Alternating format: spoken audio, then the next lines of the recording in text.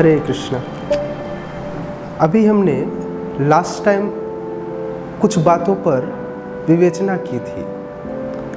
जब हम वास्तविक जीवन की बात करते हैं तो लोग सुख की कल्पना करते हैं, लेकिन जीवन में यह देखा गया है कि सुख आते आते रुक जाता है।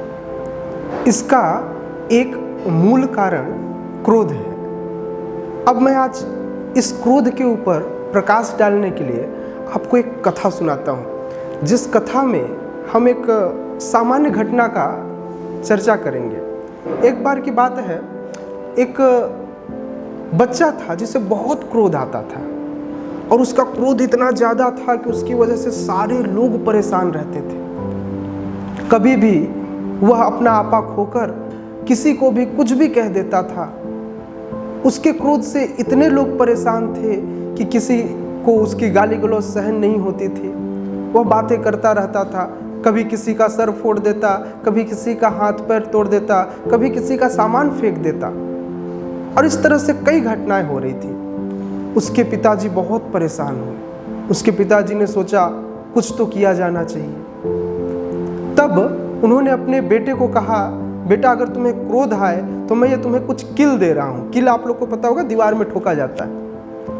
बोले जब भी तुम्हें क्रोध आए तो इस बैग में से एक किल निकालना और हमारा जो बाड़ा लगा हुआ उस बाड़े में जाकर ठोकाना। उस बच्चे ने कहा ठीक है, पिताजी ने अच्छा सुझाव दिया है।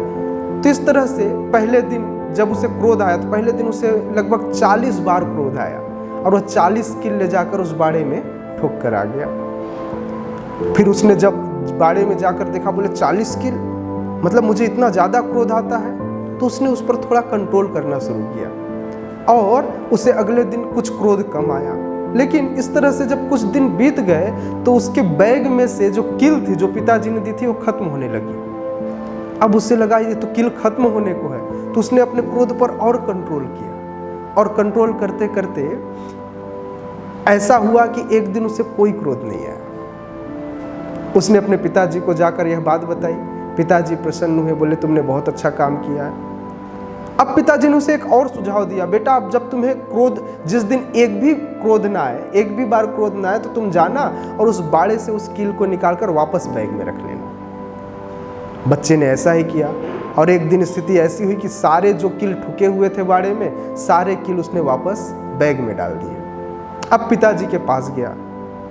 पिताजी ने उसे देखा तो प्रसन्न हुए, लेकिन बोले चलिए अब तुम्हें कुछ और भी मैं दिखाता हूँ। अपने बेटे को लेकर उस बाड़े में गए और बाड़े में जा कर के उन्होंने उस छेद की तरफ इशारा किया जिस छेद पर उन्होंने किल ठोका हुआ था। तो उन्होंने कहा तुमने पहले किल ठोका, बाद में किल निकाला, लेकिन ये जो निशान है ये अभी भी यहाँ पड़े हुए हैं।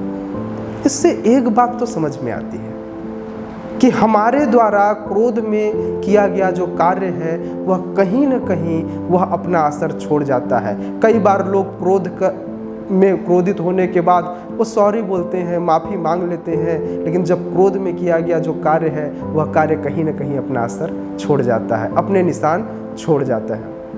आपने सुना होगा कि जब रस्सी एक बार टूट जाती है तो उसमें कितना भी गांठ लगाया जाए, लेकिन जो जोड़ने का निशान है वह निशान उसमें रह जाता है।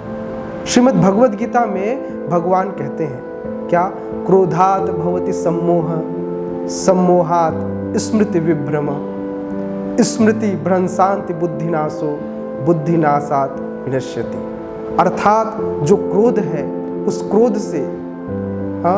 क्रोध से सम्मोह, मोह उत्पन्न होता है। उस मोह के कारण लोगों की स्मृति खत्म हो जाती है। जब स्मृति नष्ट होती है तो उस स्मृति के कारण व्यक्ति की बुद्धि जो है वो भ्रमित हो जाती है, और जब बुद्धि भ्रमित हो जाती है तो उस व्यक्ति को भव में गिरने से कोई नहीं रोक सकता।